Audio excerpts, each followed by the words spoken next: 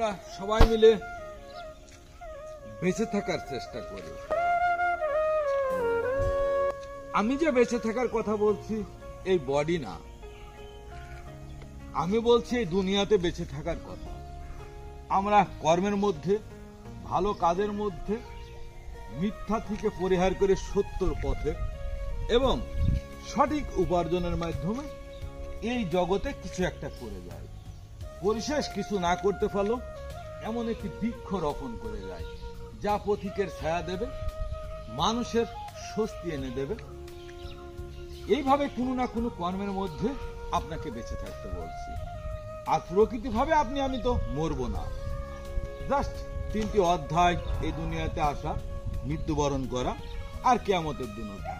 কারণ আমাদের যদি মৃত্যু হতো তাহলে তার বেহেশতে পরাজয় থাকতো না, তাই না? তাই আসুন আমরা এই জগতে বেঁচে থাকার জন্য কিছু না কিছু করে থেকে যাই। ধন্যবাদ।